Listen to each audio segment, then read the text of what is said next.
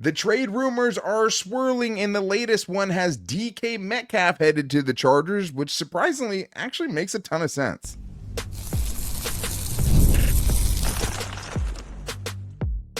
You are Locked On Chargers, your daily podcast on the Los Angeles Chargers. Part of the Locked On Podcast Network, your team every day. What is up, and welcome into the Locked On Chargers podcast. I'm your host, Daniel Wade, joined as always by my co-host, David Droegemeier, and we've been covering the Chargers now for 9 seasons together. This is our 7th year as the host of the Locked On Chargers podcast, bringing you your team every day. Thank you to everydayers out there for making us your first listen. To make sure that you never miss the show, go subscribe or follow for free on the Locked On Chargers YouTube channel and listen wherever you get your podcast from. David, what do we got today? Well, Daniel, Ladd McConkey absolutely murdered it in his rookie season.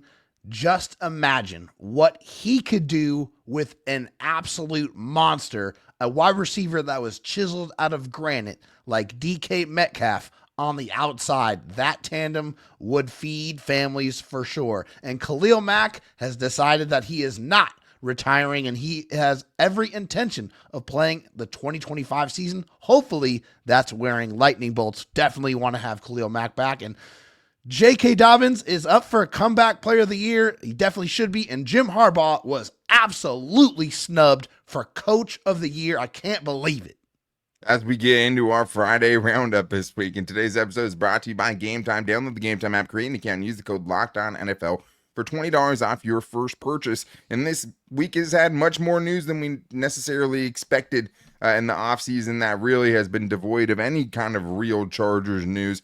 We got a little bit this week, and we're talking about a lot of it, including something that we talked a little bit with Daniel Popper about, and I'm glad that we got his take on it, and that is the DK Metcalf rumors. And this is where it started. Jeremy Fowler went through and interviewed a bunch of anonymous head coaches and coordinators and front office people, and one of the things that came out while they were trying to predict things that would happen in 2025, one predicted that DK Metcalf would get traded to the Chargers. This is what it said from Jeremy Fowler.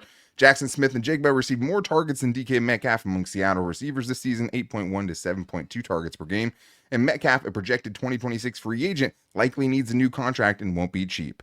The Seahawks can still get a good value for him and pair him with Ladd McConkey for a good inside-out tandem. An NFL coordinator said of a move to the Chargers, Herbert to Metcalf would be scary. I think Los Angeles will be looking to help the quarterback in a big way. And it doesn't get much bigger, literally, than DK Metcalf, David. This is not a report, but this is something, someone in the league is willing to say, hey, this is something that could happen in this upcoming season. Well, it just seems like that person, that anonymous individual, is just connecting the dots that make a lot of sense. You look at the Seattle Seahawks cap situation in 2025, it looks similar to what the Chargers look like going into the 2024 season. They are going to be $27 million over the cap, and DK Metcalf, well, he's a big part of that. His cap number is $31 million. So just by one move, the Seattle Seahawks can get under the cap if they find a way to deal DK Metcalf. And then all the little things start happening, right? You see Deion Henley, who's posting a picture working out with DK Metcalf in the offseason this year, which is definitely okay, Brian Windhorst fingers.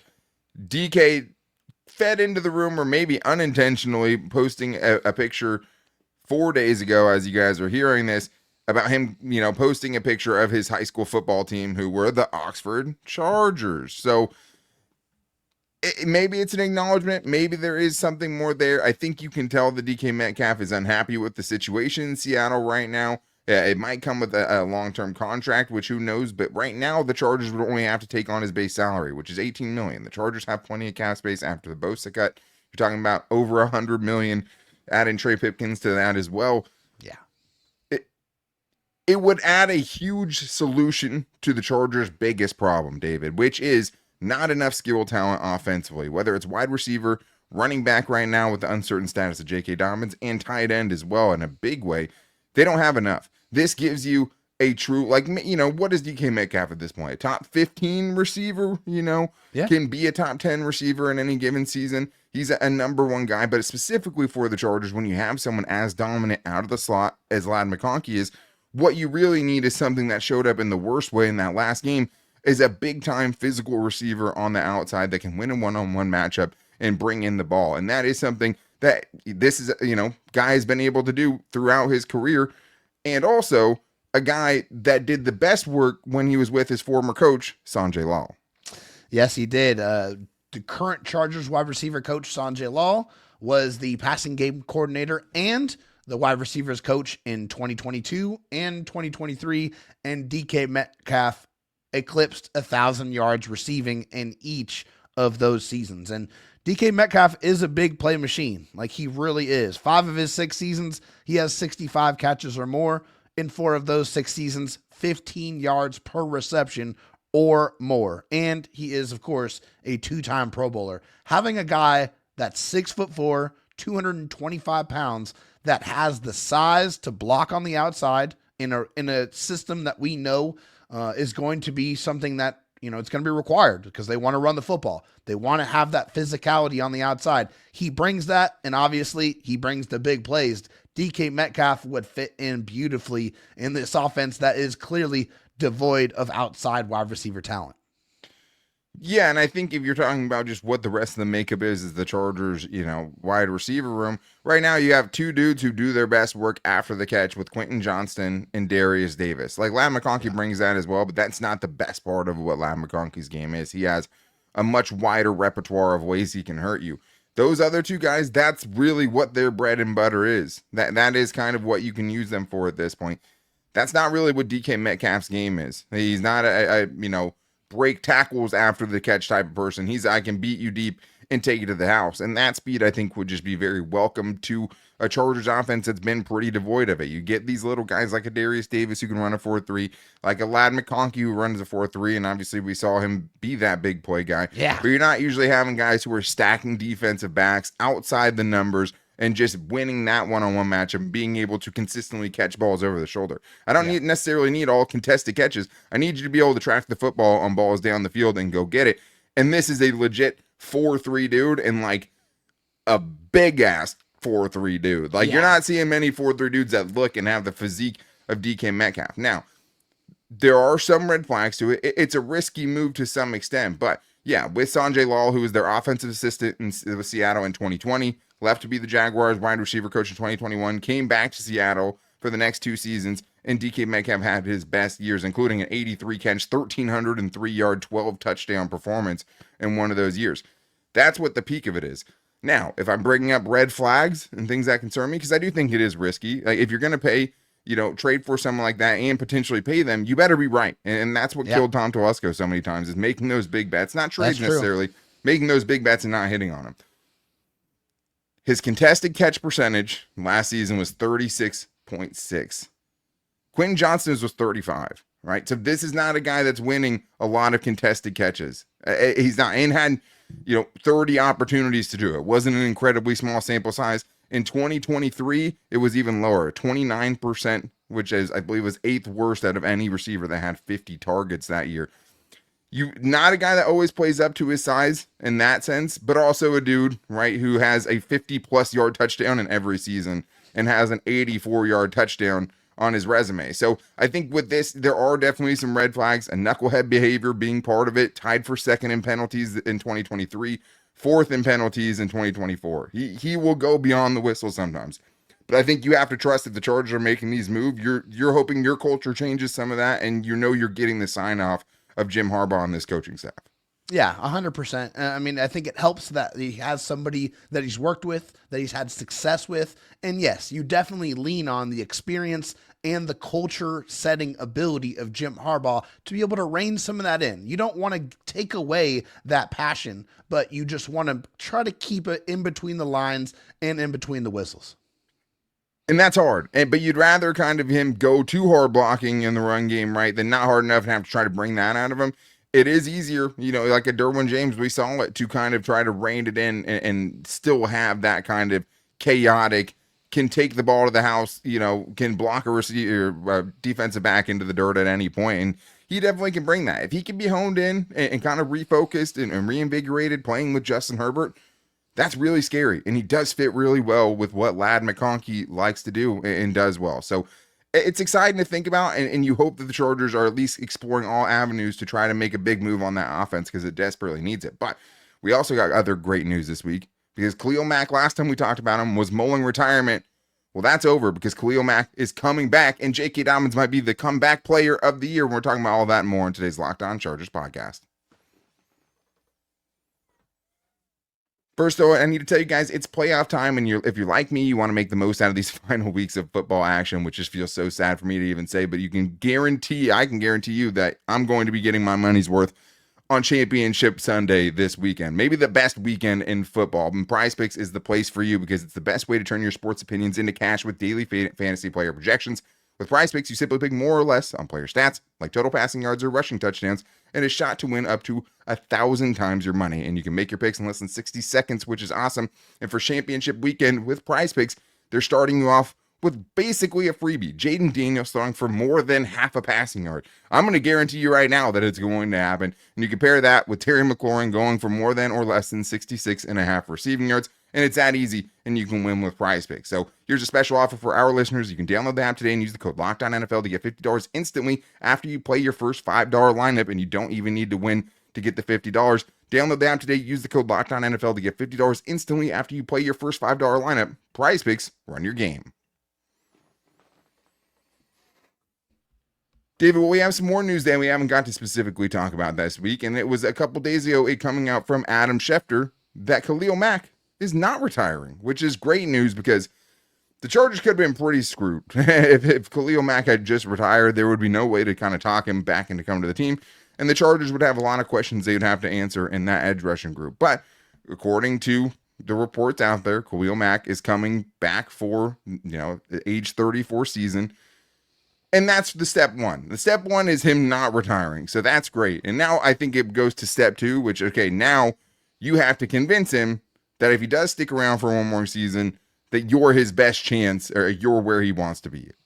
Yeah, and I mean, I think if you go at least based off of, what he said in the locker room on January 12th, it would indicate that he feels pretty strongly that the Chargers is a team he feels like he can win with. This is from Chris Room of ESPN. He said, as long as, and this is Khalil Mack talking in the locker room, basically, as long as you have Justin Herbert as your quarterback, you got Derwin James, all these guys that love the game of football and Jim Harbaugh coaching, you always have a chance to win. That is a no-brainer. So that's definitely some good words. I think it makes you feel good about how he feels about the Chargers, but also, it's a business, right? And so when we're talking about, a edge rusher that is still one of the more complete edge rushers in the game, in my opinion, with his ability to stop the run, control the edge, and rush the passer, Khalil Mack, with that veteran presence, I think is still a very, very good football player. And a guy like, Tony Jefferson said on a podcast is going to be wearing one of those Hall of Fame jackets one day. That's a guy that I want to see be brought back into the fold because he still has a ton of value to give, in my opinion. Yeah, and it was so cool hearing someone like Tony Jefferson, who's been on very successful teams before and also is a veteran of this game. Very surprising to hear him say that he's younger than Khalil Mack because I didn't have that on my bingo card just off the top of my head. But also just hearing how cool it was for him to be like, hey, I don't even know if he knows like how cool I thought it was being his teammate or just how his kind of leadership style affected me because I know, hey, man, if this dude's going out here and doing this, what excuse do I have not to go out there and give my all, So super cool. And Tony Jefferson is someone we plan on getting on the show this offseason too. He said he would, and hopefully we can get that done soon. It'd be exciting to talk to him about that. But like his impact in that locker room, I think, is undersold for sure. But his impact on the field might be just as underrated because I think his overall game isn't going to show up in the total sacks that he had in 2024. It's just not. And that also, though, makes it very tough to find a comparison for what that contract could be. Because there's not a lot out there. You're not going to find 34 million or 34-year-olds making what Khalil Mack is about to make as a 34-year-old. He turns 34 February 22nd. This will be his age 34 season. The closest thing I could get, Von Miller, $20 million per season at age 33, which was a 5-year deal, which is basically like a 2-year deal. Or, they can kind of get rid of him whenever they want. Ripcord, yeah. with a ripcord, but he's still there. I mean, and Yeah. that was coming off, I believe, a 4.5 sack season that he had with the Rams the year before. So it wasn't like he had just, been tearing the world up at all. The next closest, 2023, Justin Houston signed for $6 million at the age of 34, coming off of a 9.5 sack season. So I think it's probably more like 15 to 20 million. I would put, I don't think he's signing for 10 million. But who knows? He's at a part in his career where, hey, maybe he would take a deal like that. There's not a lot of places where you can look to find someone still playing at his level at this age, which makes this conversation super hard. But I think if you're giving a 1-year contract, you feel pretty good that you're going to get a great return on your investment, almost no matter what that number is. I don't think it's going to be over 20 million, but anything under that feels like he could easily live up to, especially assuming that Joey Bosa is not going to be back in the building and you're going to be getting rid of that $36 million cap hit.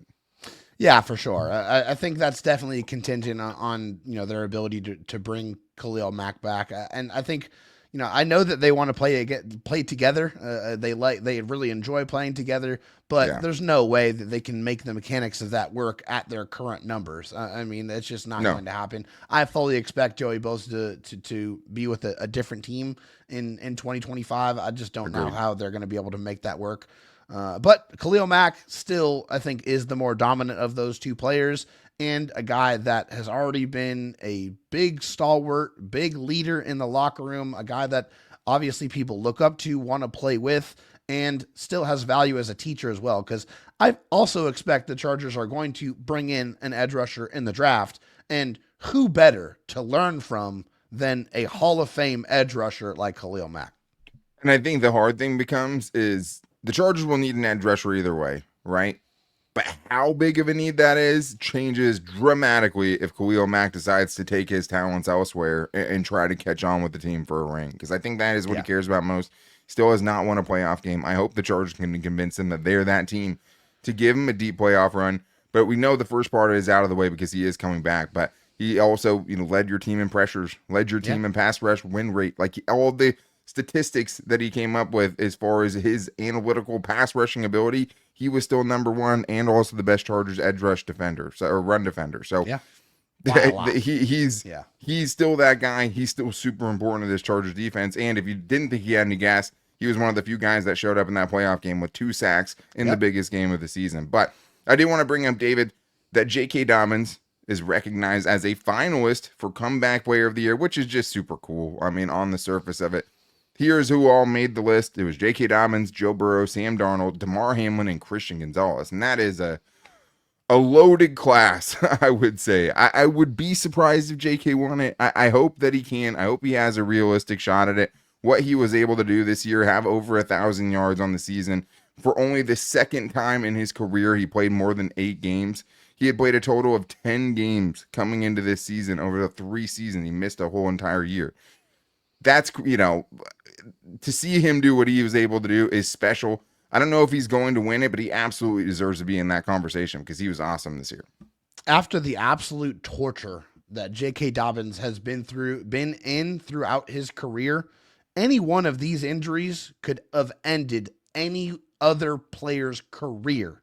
And J.K. Dobbins was able to come back from a thigh hamstring tear, LCL tear, a knee meniscus trim, an ACL tear, and a torn Achilles tendon that has taken careers from countless other players. Yeah. Not only was he able to come back from all of those, and also, by the way, missing 2 full complete seasons, he comes back and rushes for over 900 yards, over 4.5 yards a carry, and 9 touchdowns. He had 5 games of 75 or more rushing yards, including 2 games over 130, and he was a true home run hitter in the backfield for the Chargers.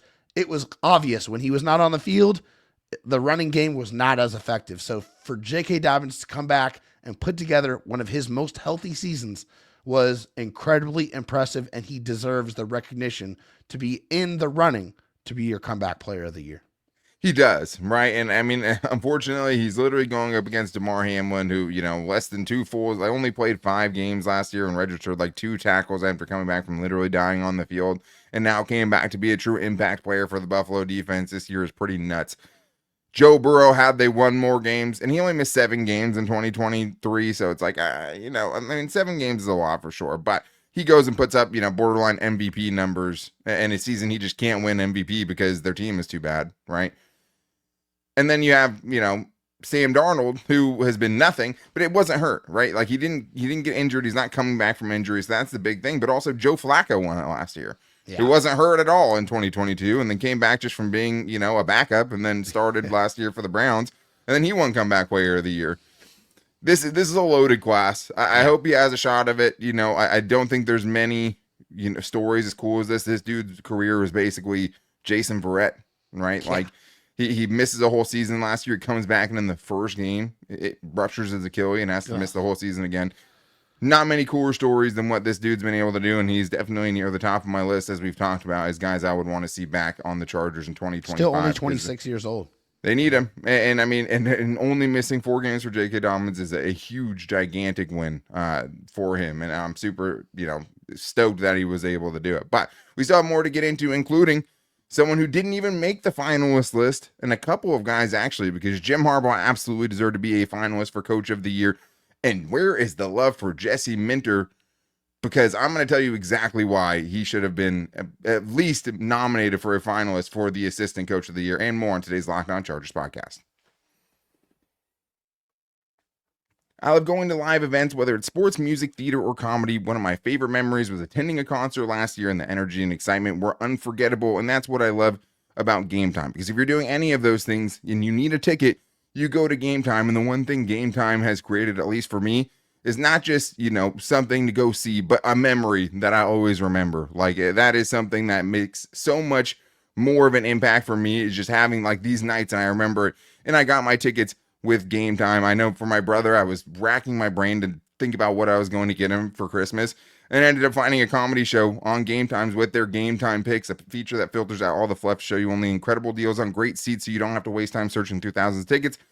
And I think it was one of the best presents I've ever got from him, at least from his reaction. But that is one of the great things about Game Time, is Game Time picks, and also the all-in pricing that you can toggle, so that there's no surprise fees at checkout. What you see is exactly what you get, and you can take the guesswork out of buying tickets with Game Time. Download the Game Time app, create an account, and use the code LOCKEDONNFL for $20 off your first purchase. Terms apply. Again, create an account, redeem the code LOCKEDONNFL for $20 off. Download Game Time today. What time is it? Game Time.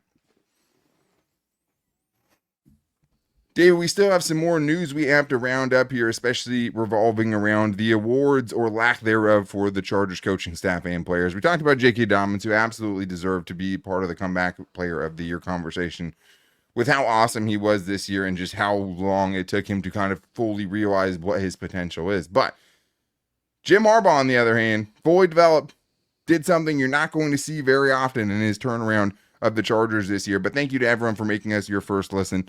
If you want to make sure that you never miss the show, you can always subscribe and follow for free wherever you get your podcast from. And also, on Monday, we'll be getting back into our mailbag. We had a lot of news to cover up today. You can hit us up at Locked On LAC to get your questions in for a Monday mailbag show. But if you guys need a second listen, make sure to check out the new slate at Locked On NFL. 2 shows a day. Tyler the Madman Rowland and my guy Tony Wiggins, bringing on the guests who cover their team every single day on YouTube and wherever you get your podcast from. David, I know this is something you're fired up about. The finalists, the 5 guys for the Coach of the Year candidate, are out. Jim Harbaugh, not on the list.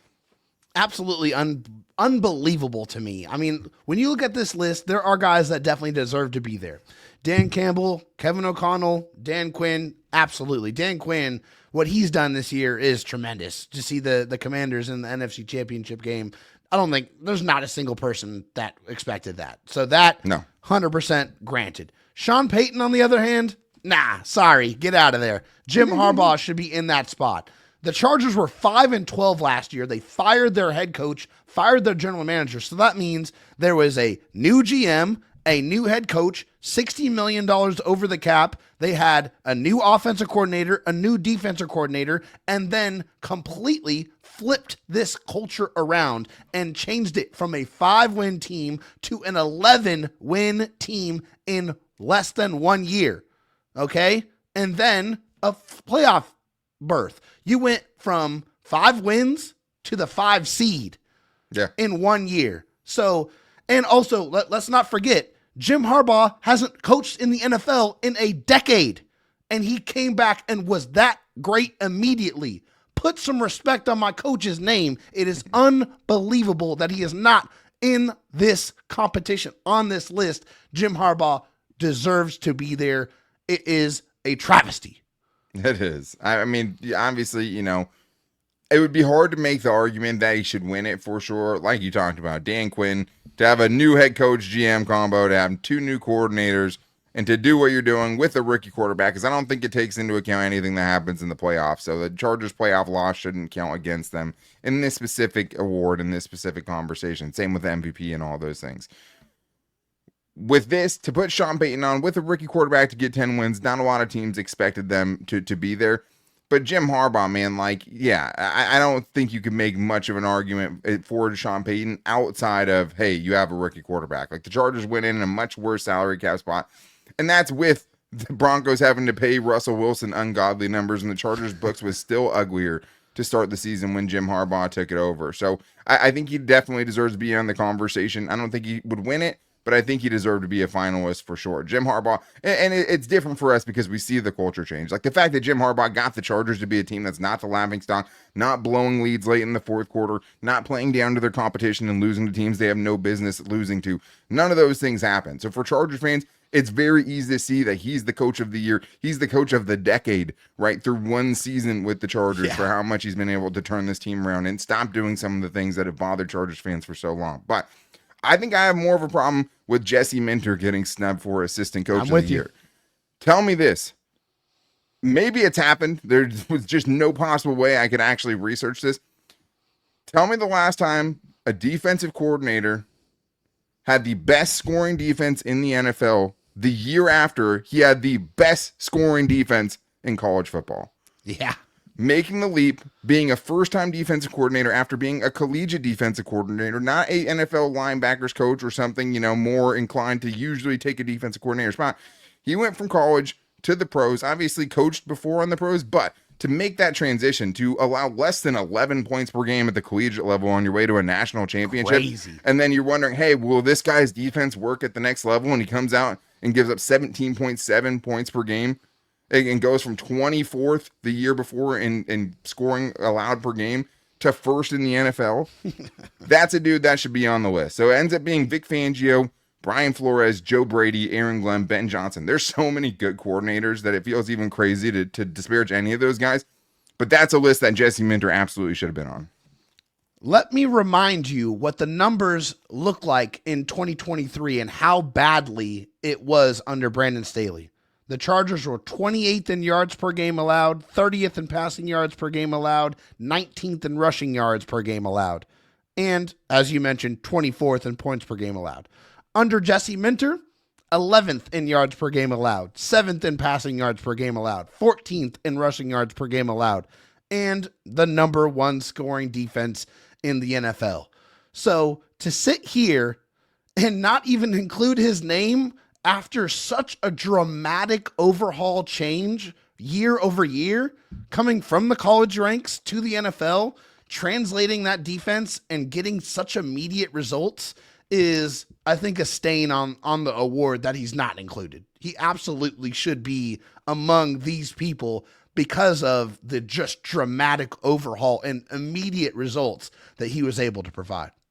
Yeah, and let me say that. Well, first of all, he's the only first-time coordinator on this list, right? And a lot of these dudes, or at least, a couple of these dudes have already been head coaches in the case of our Brian head coaches Flores now. Yeah. and Vic Fangio. And so 2 of them have already been head coaches, and 2 more of them are already head coaches going into 2025 with Aaron Glenn and Ben Johnson. Brian Flores, Vic Fangio, already been head coaches in the league. Joe Brady had already been an offensive coordinator before he took the offensive coordinator job. With the Buffalo, he was the offensive coordinator for Joe Burrow's LSU Tigers that season that they were, won it all. So for him to do this, I just think it is so impressive. And you also have to think, hey, for this award, the talent pool is technically 3 times the size as head coach of the year. There's only 1 head coach, right, per team. You have 3 coordinators per team. So, and that's, I don't know if they give it to quarterback coaches and stuff like that, but either way, it's a much bigger talent pool.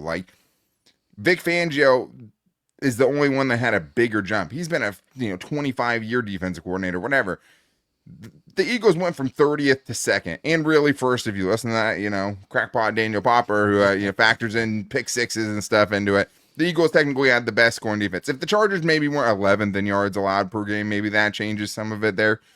Either way, I mean, there's some good candidates on there. 28th to 11th? Jeez. For sure. I mean, you can look at a lot of things. I mean, you can look at the fact that the Chargers, right, 24th to 1st, that's 23 spot jump. Lions ranked 7th in scoring last year before being 2nd this year. So that's a huge jump. And then also you have the Vikings being 5th in defensive points allowed this year. And then last year they were 14th. So that's a 9 spot jump. Like, I think he could definitely be on instead of Brian Flores, and I wouldn't lose any sleep over that. Like, Brian Flores has been a good coordinator. People expected him to be able to do that this season.